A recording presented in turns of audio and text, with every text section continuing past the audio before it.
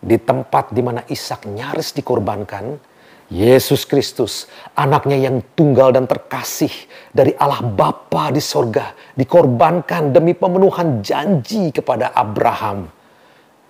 Dari benihmu, seluruh keluarga di muka bumi akan diberkati.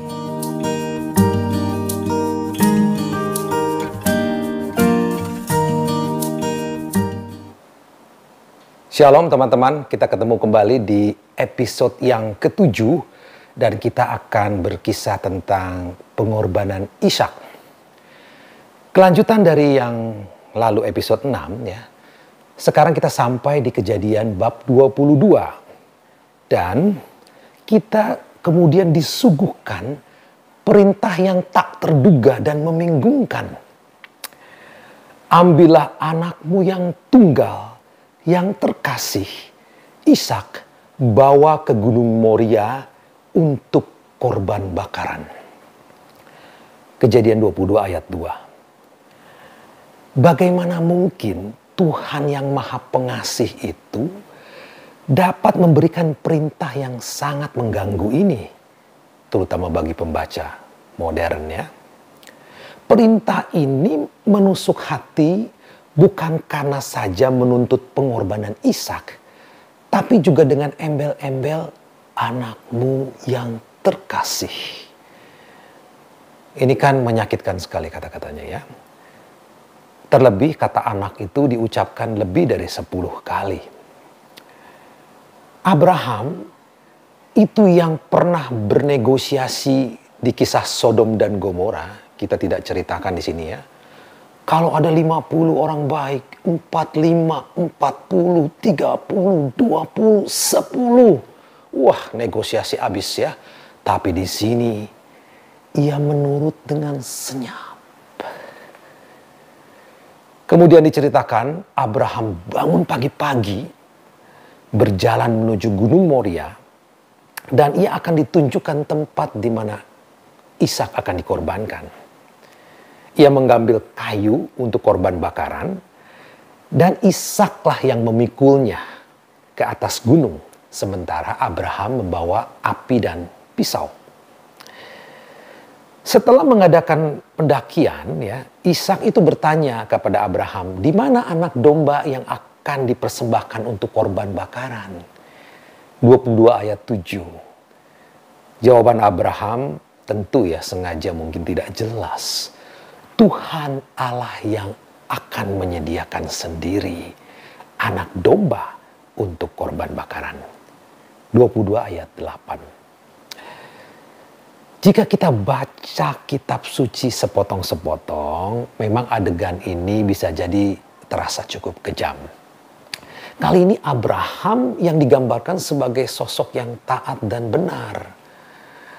Sementara Tuhan itu kelihatannya sedikit mengancam ya. Tapi cara berkisah Yahudi kuno itu tidak bisa dilepaskan di luar konteks sebelum dan sesudahnya ya. Jika tidak, kita bisa keliru menafsirkannya. Sebetulnya banyak tanda-tanda diberikan di dalam narasi ya. Mengapa Allah itu meminta Abraham mengorbankan Ishak?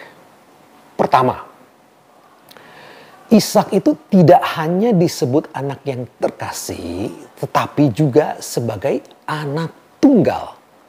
Nah, penyebutan anakmu yang tunggal ini kan tidak tepat-tepat amat. Bagaimanapun juga Ismail itu anaknya. Ya mungkin kalau kata-kata ini dikatakan kepada Sarah, mungkin tepat juga ya. Kemudian apa? Ada lagi, Kejadian 22 itu dimulai dengan kalimat apa? Setelah semuanya itu. Setelah apa? Ini sebetulnya mengacu kepada peristiwa sebelumnya, yaitu apa? Pengusiran Hagar dan Ismail ke padang gurun Berseba. Kapan terakhir Abraham melihat Ismail? Ialah waktu ia mengirim Ismail dan Hagar ke padang gurun dengan sedikit air dan sedikit roti. Ini apa? Ibaratnya menjemput kematian. Jadi di dalam pikiran Abraham, Ismail itu sudah mati saat itu. Jadi kalimat anakmu yang tunggal Ishak adalah suatu sindiran sebetulnya yang mengorek rasa bersalah Abraham. Allah kan meminta Abraham untuk mengorbankan Ishak sebagai korban bakaran. Nah, korban bakaran di dalam tradisi Yahudi adalah suatu cara penebusan dosa. Dan kata ini diulang 5 kali. Artinya suatu yang penting. Jadi Abraham itu harus melakukan penebusan dosa akibat mengusir Ismail dan Hagar ke padang gurun dengan bekal yang kurang, ya, tidak cukup. Jadi dalam hal ini maka ia harus mengorbankan Ishak. Jadi dia senyap, dia tahu ini. Lalu ada kemiripan, ya, kalau membandingkan kedua kejadian itu yang mencolok di bab 21 dan bab 22.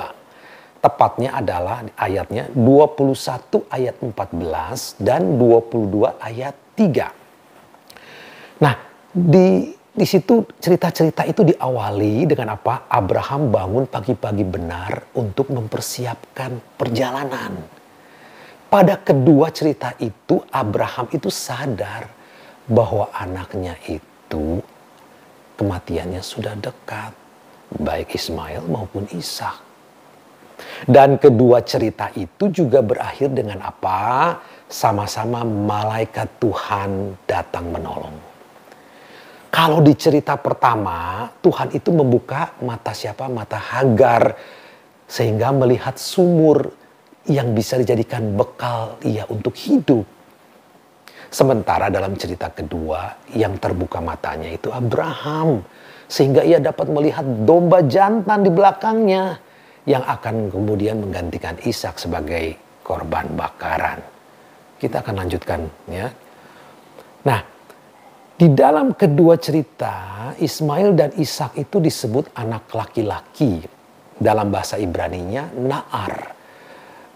Tepatnya adalah pemuda. Kalau Ismail jelas ya seorang pemuda, kita sudah tahu itu. Tetapi kalau Ishak itu seringkali digambarkan sebagai apa? Anak kecil. Tapi faktanya Ishaklah yang memikul korban bakaran, dan korban bakaran itu biasanya berat, ya.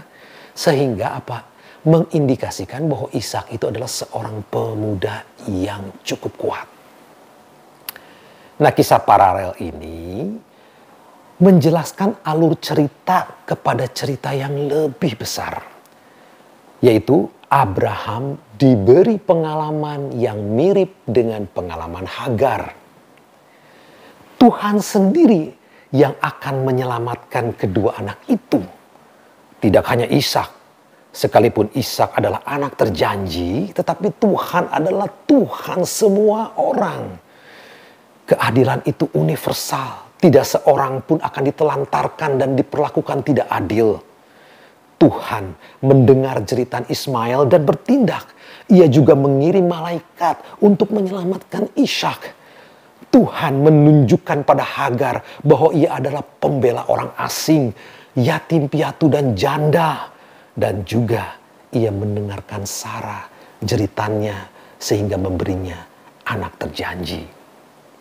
Tuhan itu memelihara kedua anak, baik anak seorang hamba maupun anak terjanji. Pertanyaannya, jika Allah mencintai semua orang, mengapa ia memilih Abraham dan keturunannya sebagai orang pilihan dan Israel sebagai bangsa pilihan? Kita dapat menemukan jawabannya dalam kisah pengorbanan Ishak.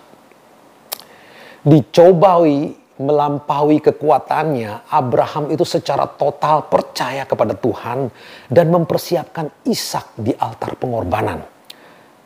Tapi teman-teman ya, perlu diperhitungkan juga kerjasama Ishak, ya, karena Ishak itu adalah seorang pemuda yang cukup kuat. Kalau mau ia bisa melawan orang tuanya yang sudah tua itu.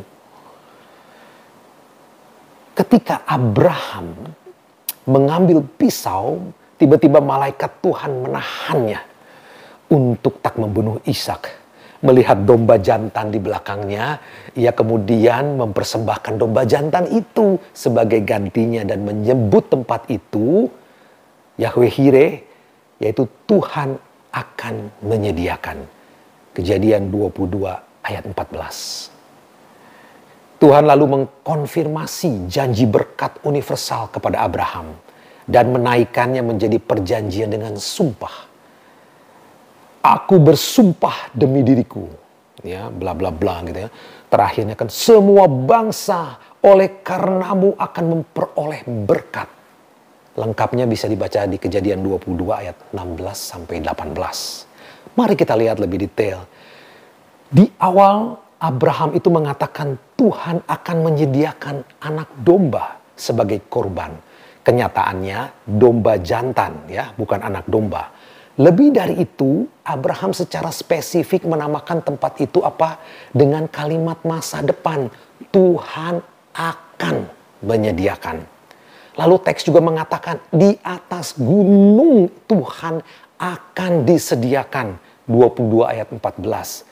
Dan sampai Kejadian 22 berakhir, Tuhan masih harus menyediakan anak domba untuk dikorbankan. Belum.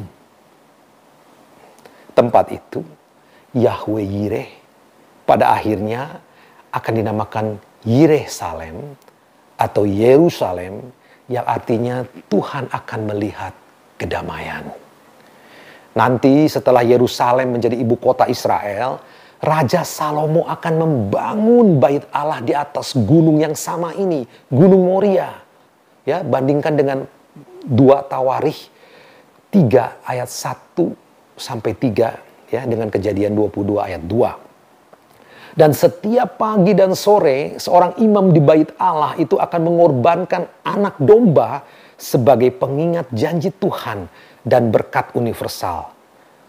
Namun anak domba untuk penebusan dosa pamungkas masih belum dipersembahkan. Dan dalam perayaan itu ada alat tiup namanya shofar, ya, yang dibuat dari tanduk domba jantan. Ini ditiup sebagai peringatan bahwa Tuhan itu baru mengorbankan domba jantan, belum anak domba.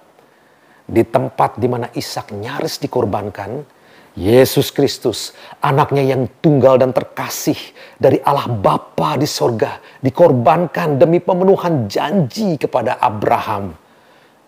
Dari benihmu, seluruh keluarga di muka bumi akan diberkati.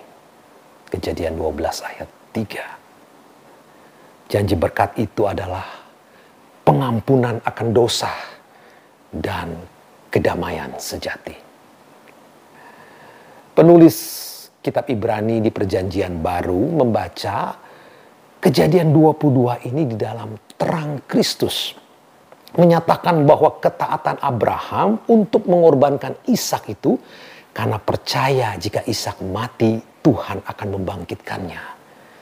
Baca Ibrani 11 ayat 17 sampai 19. Iman inilah yang membuat Abraham dikenal sebagai Bapa Israel dan Bapa orang beriman. Teman-teman semua, yang membingkai kisah Abraham dari awal sampai akhir, panggilan Abraham adalah adalah panggilan Abraham dan keturunannya untuk menjadi saluran berkat untuk seluruh bangsa. Pemilihan Abraham dan bangsa Israel sebagai bangsa pilihan bukan untuk kepentingan bangsa-bangsa lain, melainkan demi bangsa Israel sendiri. Karena apa? Karena di Babel, ingat, seluruh ras kacau balau dan terpecah karena pemberontakan mereka kepada Tuhan. Nah, di zaman Bapa bangsa ini, Patria, Tuhan memilih Abraham dan keturunannya, keluarganya, untuk mempersatukan kembali dan membawa berkat bagi seluruh bangsa, termasuk mereka yang memberontak kepadanya.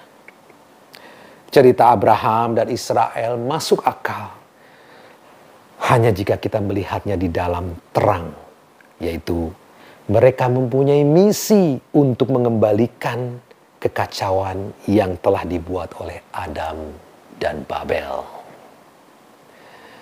Sampai di sini episode 7, kita sudah menyelesaikan kisah Abraham dan kita akan lanjut dengan kisah selanjutnya tentang Yakub.